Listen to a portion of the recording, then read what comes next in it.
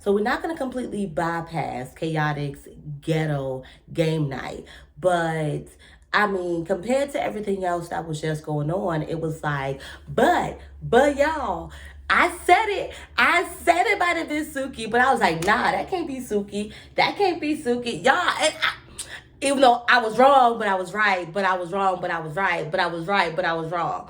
Y'all got it. Y'all got it. TV besties, what's good? Welcome back or welcome to a recap here with your girl Ash. We're talking about Love and Hip Hop, family reunion. This is like episode 8. And y'all, I'm just sick of the drama. I'm so sick of this. Ever since Shekinah got on, we have not stopped talking about this whole her and Lyrica thing, and it's like really like what is the big deal? Like Tierra Marie calls herself like, all right, boom, let's clear the air. Everything's going good. The drama is cleared up. Like, let's clear up like really what's going on. And yet still, like, I feel like Lyrica did her just and let her know like, I don't always have control over my my Instagram. I've been shadow banned. So many things have happened to, my profile. So, don't take anything personal or, whatever. But I guess Shekinah is feeling like maybe she's not telling the truth or maybe like that she's lying. Like that first sit down, clearly it was like, all right, done deal. This is not, we just going to let this go. But oh no. So the girls have a spa day. The guys have a mental health day, which we definitely we gonna talk about that, y'all. But we gotta finish talk about this. We gotta talk about this. So the girls get together for a spa day. And what happened? So yes, Shekinah even apologized. She addresses Chrissy, let her know, that I always looked up to you, always thought you were cool, and how I handled that situation and talking about Tierra, that was wrong. I take accountability for my actions, whatever, whatever, whatever. Clearly, Shekinah is not a person that you just go and unfollow because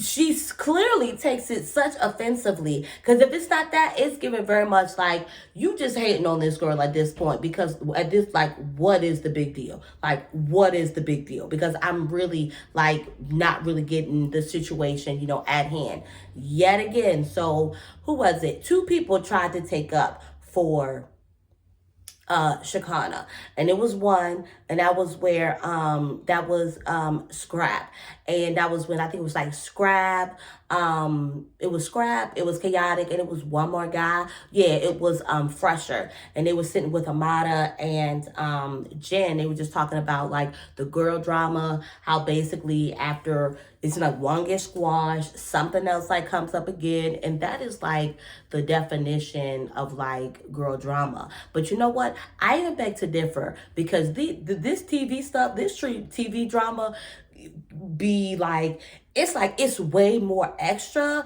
but then it's like clearly though we out here like killing and stabbing our friends, so it's kind of like at least their drama is literally just social media, just talking smack about each other. They not out here physically killing or stabbing like it's crazy out here like us regular folk are doing. So I'm like, the girl on girl, like it sucks that we just can't get along and we just cannot, uplift. And I feel like it's definitely, more deep rooted. And I don't know, I just always am for us just being better and not going against one. I feel like once we start doing some work in ourselves, then I feel like we wouldn't do other females like that, because honestly it is for me, it comes from within. Because regardless of if I don't like somebody or if I'm not liking it, I don't have to outwardly be rude to them or mean to them, talk about their mama, like insult them or whatever or whatnot. Like, what is that doing for me? What is that doing, for my day? I've said it. Now what? Do I get a cookie? Do I get a point? Do I feel so grand and so great about myself? So all right, Lyrica, that's what it was also. Yeah, so let me get back to that. So Scrap, was basically like, she has a strong personality, what she does. She has always had that strong personality. And yeah, like she can joke or whatever, y'all, but those are like, I'm like, yeah, I know that, Shekinah, but this other extra stuff is given like girl, that's exactly why you're in therapy. That's exactly why you're going on tour with this. If you really think about it, y'all, the people who pushing for this healing and whatever the most are kind of like the ones, or the leaders of these movements, are the ones who really, they can't hold it together. They be the ones that can't hold it together for themselves for like in the least bit. Because I ain't gonna lie, it does low key make you want to hold an expectation of them when this is what they're teaching, or this is what they're representing, and then you see them acting a totally different way that doesn't align with what they're trying to give off. And that's what I feel like, about Shekinah. So what? Yeah, they end up having it. So yeah. So like, boom. Yes.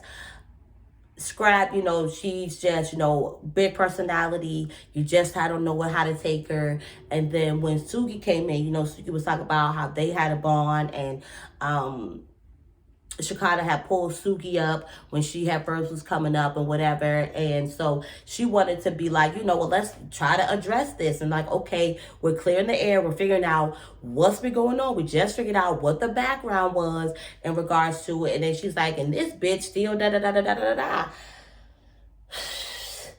I mean, let's be honest. We as females throw the word bitch around. And sometimes, right, you could just kind of got to read the context of how it's, it's being given off, I guess, so to speak, right? So in that moment, and hey, maybe Shekinah took it a different way, because I don't understand why she felt like she had to go in the way she did, and even go left. Your mama was a one hit wonder, blah blah blah blah. Like, bitch, like what?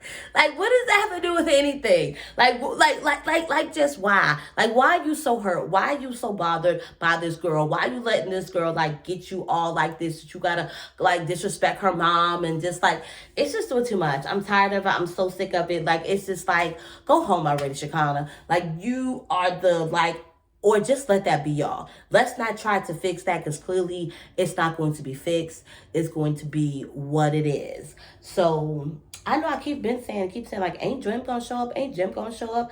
I don't think Jim is showing up. But what is going to be crazy is it looks like Tip is going to show up. And that is going to be very interesting, because, a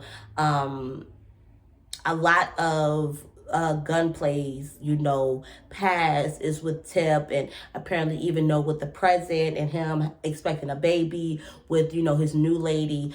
There's been some shade from Tip towards, his new lady or whatever or whatnot. So, and then he talks about how, they never had a relationship like that. Yes, they might have bumped uglies, but he doesn't really understand like the necessary shade that Tip keeps trying to like throw his way onto his girl or whatever or whatnot. And it's definitely given typical, like, yeah, like somewhat like slight jealousy, like you moving on, you getting on better, and like girls don't like that. Like, you gotta stay here with us. You can't like want nobody else but us. You can't move on and be happy but with us. Like, so this is just gonna be interesting. I don't see Tip bearing all out her feelings or whatever or whatnot, like, oh, this is why I really like it's gonna be on some stupid stuff. I just foresee that. I just feel like it's gonna be some stupid stuff, but that's gonna be, interesting. At least they get to everything is squashed. Everything, just when you think that everything could be fine, if you just basically, everything is fine if you just basically pay no attention to Shekinah and the drama that Shekinah was bringing. Everything is fine. Everybody's getting along, okay. And yeah, so basically the last thing that I wanted to talk about was gunplay holding the safe space for the guys to talk their mental health day. and him just say, like, he really, said some things. It's like, who's looking at and looking after the men's mental health, who's checking into the men's mental health. And they're expected to be providers and protectors, but they have to be checked in too. And I think as well, it could be a double-sided sword. And I hope I'm saying that right, because they're the same ones who don't like to talk about feelings, who don't want to express themselves, don't really speak anything that doesn't show of manliness, or showing of weakness. They're not always so forefront with. Yet they're like, hey, nobody's checking in on me. So it's that fine line. But I think once you have that guy who is aware, who is self-aware at that, that struggle might not, be so hard. But as well, if you got somebody who's checking in, you're just not giving that to them. Don't say that nobody's checking in with you. If anything, like, they're checking in, you're just choosing not to tap in with them and let them know, what's going on. So, but I could definitely agree and see how their mental health gets, can get, put off, to the wayside. So it was good. I always love to see, because men don't talk about their feelings and how many men groups get together and talk about, I think as they get to a certain age and, things like that going through life, I think they start to do. But I think even when we can start it for young men a little bit even younger, that it's okay to check in with your guy friends, and it's okay to talk about like experiences. A lot of these guys, majority of them come from the streets, have served time, hustled or whatever or whatnot. I can't even lie. I did not want to take away. I didn't want to take away from, MJ, but as well, that to me, that's also like upbringing him. Just because the whole downfall was a woman, doesn't mean we're gonna take away from his experiences, because some men do fall like that. And so I think I was a bit shocked as well that he was like that. If he had the chance, he basically wouldn't get back with Amada, because I'm with the guys. I don't know if I necessarily believe that either, but I love to see that. I love to see that. And sometimes I just wish I was a man so that I could help to hold those spaces. Even if I could just help a guy to help get him to hold those type of spaces, and then really to talk about some real life stuff and not surface level, and not about just, okay, fine, even if y'all want to talk about getting money, let's talk about getting money besides in the hustling and the bullshit ways. Let's talk about how you getting money is creating that generational wealth for your family. Let's talk about that, like, do men talk about the relationships, with their women? I know we do it all the time, and I don't think men do. And I guess maybe they feel like, what's the point or what's the reason? But I'm like, what could it hurt? Like, I don't know. I just had to hold that space for that, because I always, like I said, I can't really say it, but so many times how I just love to see men come together in a safe space and be able to be vulnerable. That's it right there, just to be vulnerable. So, y'all, I hope y'all enjoyed this recap. Don't forget to drop them comments down below. Let me know your thoughts on this episode, how things have been going so far, the drama, everybody reconciling, all that good stuff. So, like this video, gotta definitely give it a thumbs up, bang the bell so that you can be notified when these videos drop, but that's because you're also gonna subscribe. So, yeah, y'all. All right, peace.